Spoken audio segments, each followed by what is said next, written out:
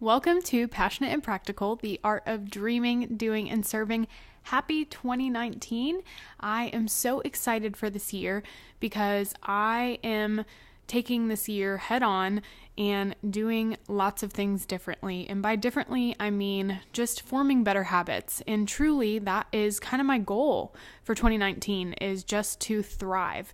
And last year I had a baby. So last year was kind of all about comfort and trying to figure out what worked for us. But now that he's one and we have another little one on the way, I want nothing more than to be able to have a thriving marriage, being a thriving parent, being a great friend, these things that I care about. And also I want to give you all a great product when you listen or watch on YouTube.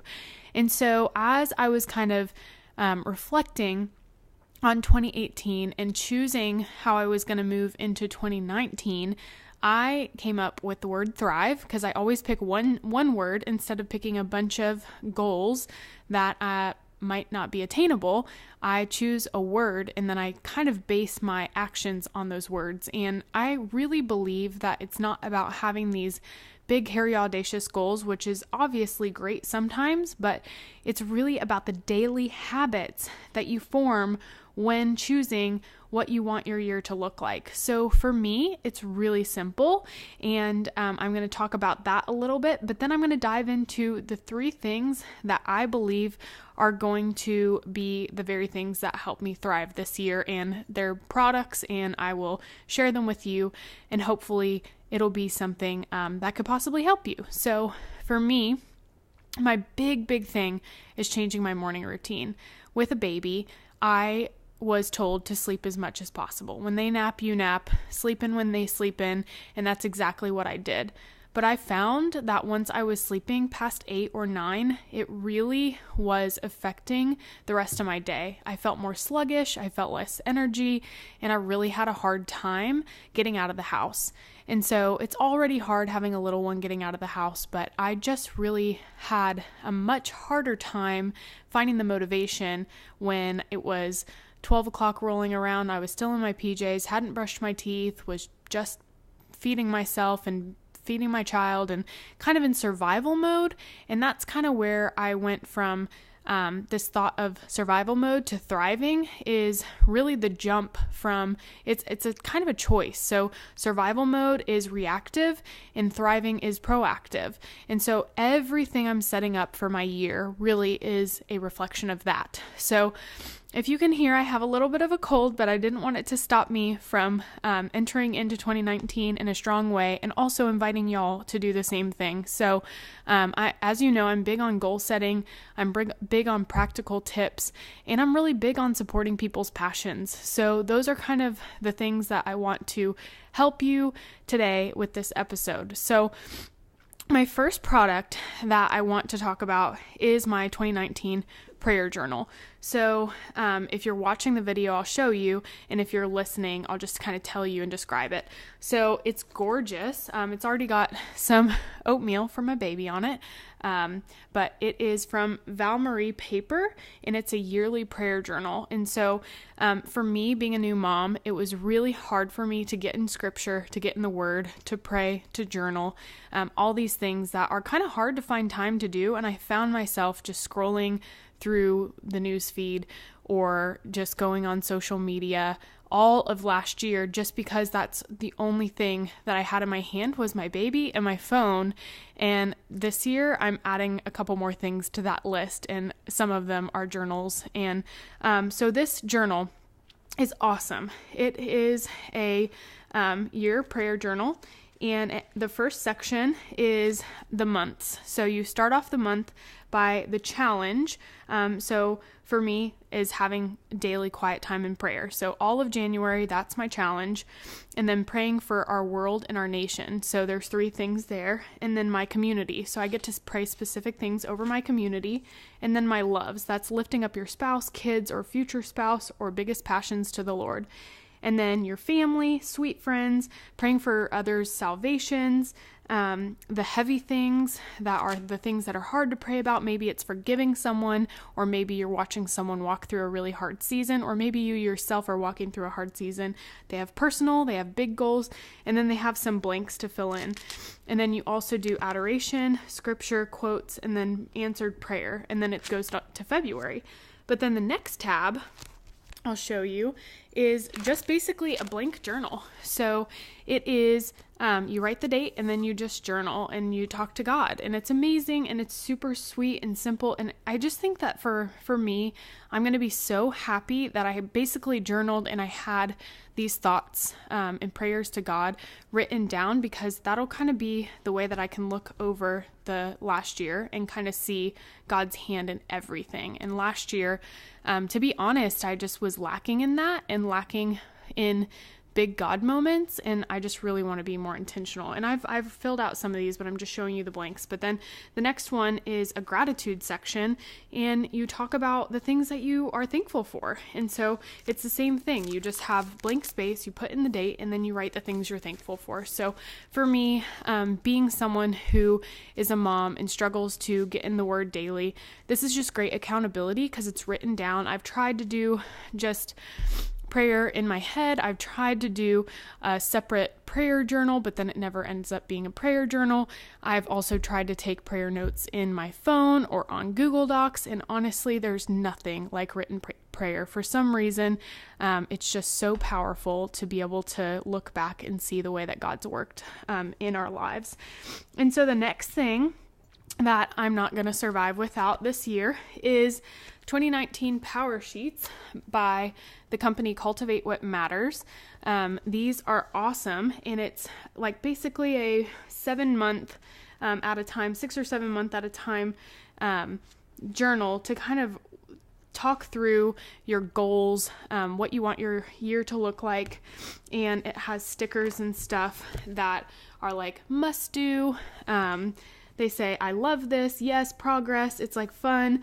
And then it walks you through kind of your big ideas for 2019, and it says get messy, and I was able to just jot down the things that I wanted to work on, which were my habits, my morning routine, being more joyful, spending time with people wiser and older than me, consuming motivational content, speaking at 2 or 3 events this year, weekly date night, soaking in our city. We love Chattanooga. And then just some things about me. So I just got to kind of jot down some things, and there's some prompts there, which is really great. And then some things that you thought you couldn't do. So for me, details is one of those things. And then they tell you to flip that on its head and crush your identity box. And then what would it look like if you were to live into the very thing that you thought you were terrible at? And so it's just really encouraging. And then they have you rate yourself on a scale of 1 to 10 in health, friends, significant other, family, work, recreational, spiritual, and finance. And it just helps you to kind of, it encourages you to look at these things and be intentional about moving forward.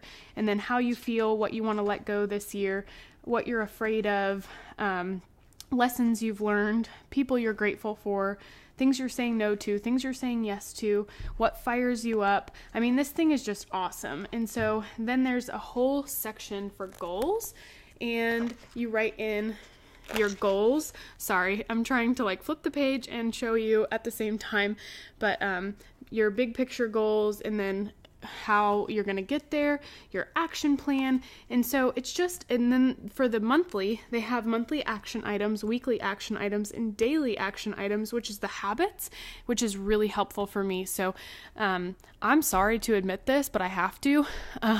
After last year of not brushing my teeth till like 11, 12, 1, 2, sometimes 3 or 4 in the afternoon, I just realized that getting up, making my bed, brushing my teeth, and getting my child something to eat, those were just simple tasks that I wanted to do in a row, but sometimes took me 2 hours to do all of those things.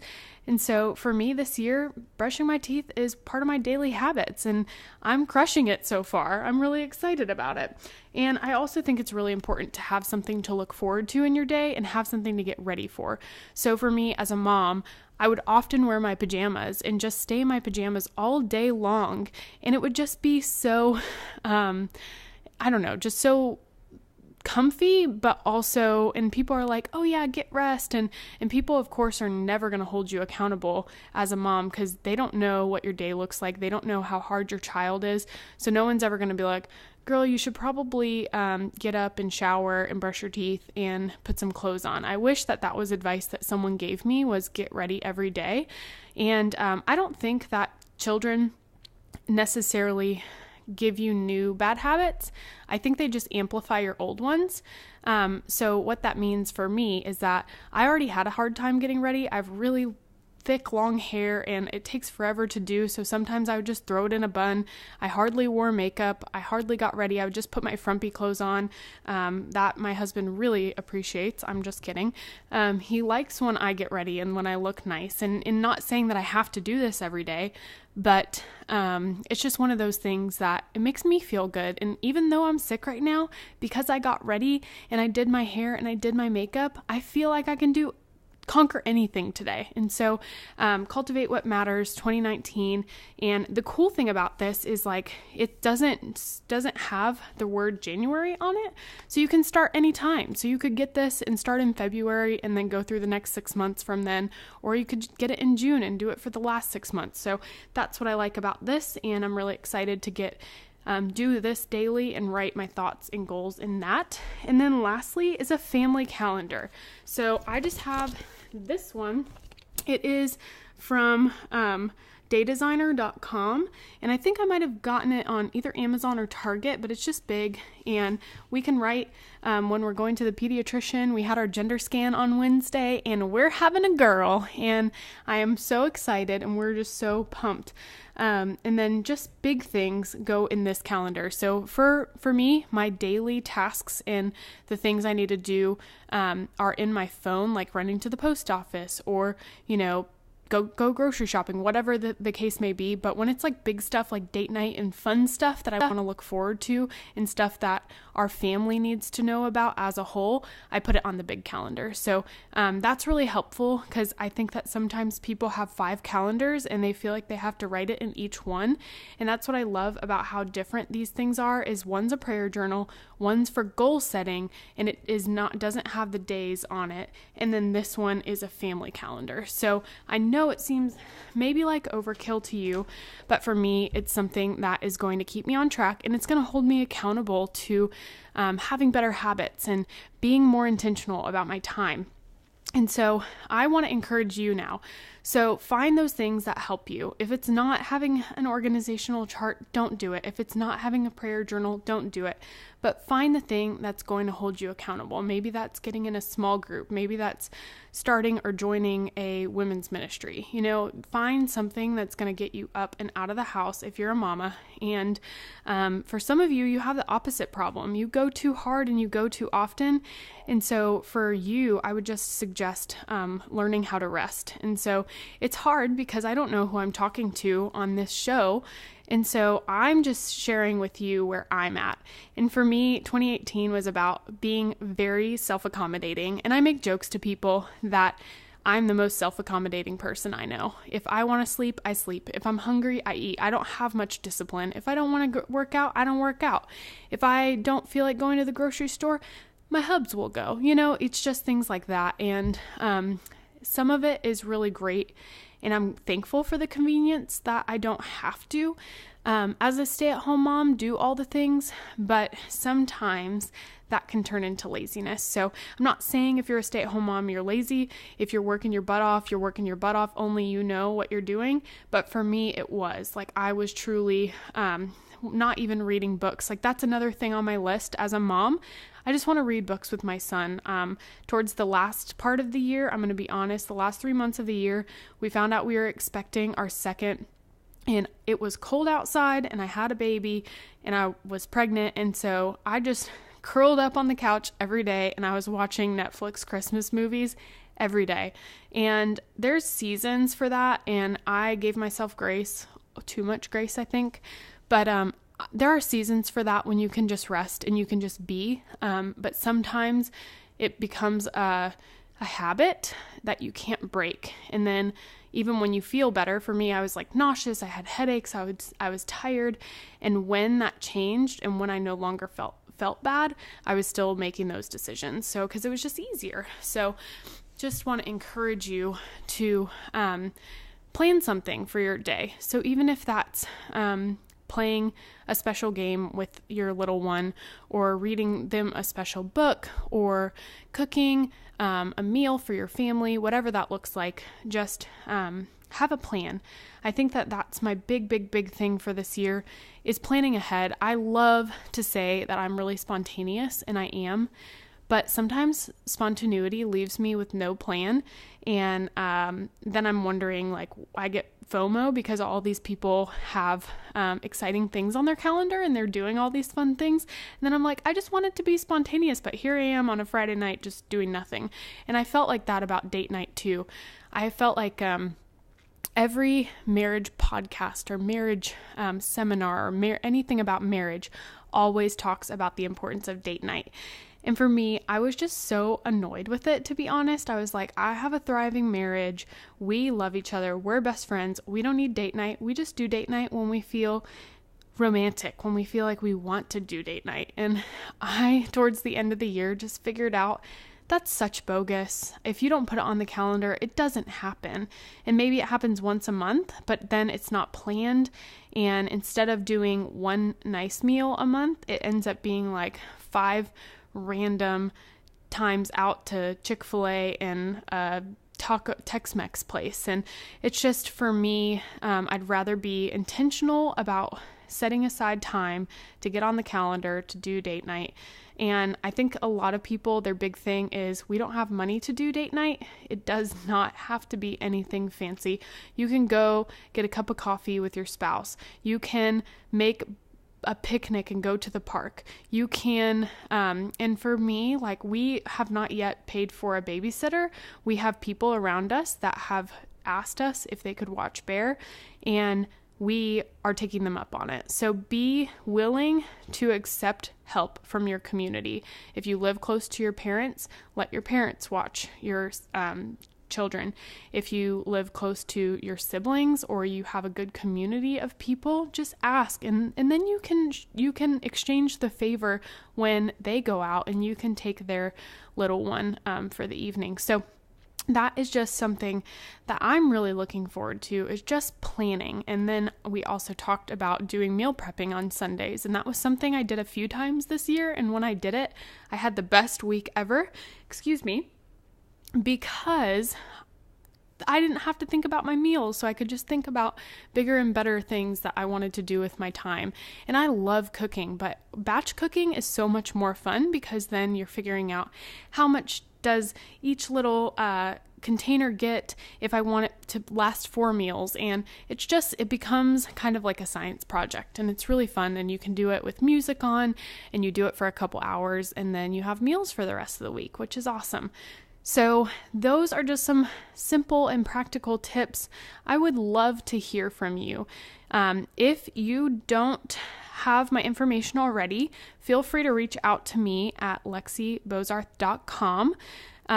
Or lexibozarth@gmail.com is my email. Shoot me an email and just let me know what you're looking forward to this year. Let me know how Passionate and Practical has encouraged you, inspired you, uplifted you, and let me know what tools that you have to be organized if you're a mom or if you're not a mom. I think that this podcast is for anyone who just wants to develop personally, if they want to be a stronger them. And so that's what this is about. It's all about encouraging women to be the best that they can be so that they can help serve others. And one last thing is that I'm so inspired by my spouse, Blake. He is amazing. I feel like spouse is such a formal word. My hubby, my baby daddy.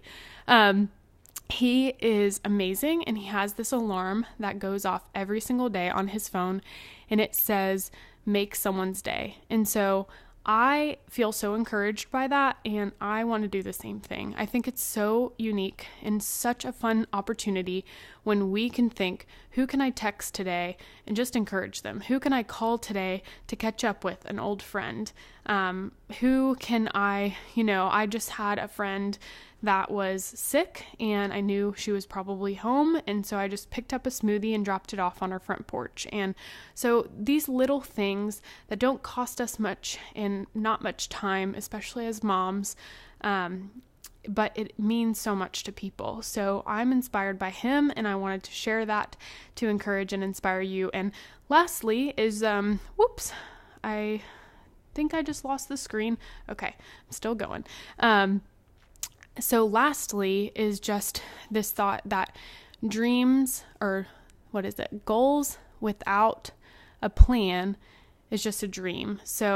Or dreams without a plan is just something in your imagination. I don't know. Will Smith talks about it on YouTube. Go look it up.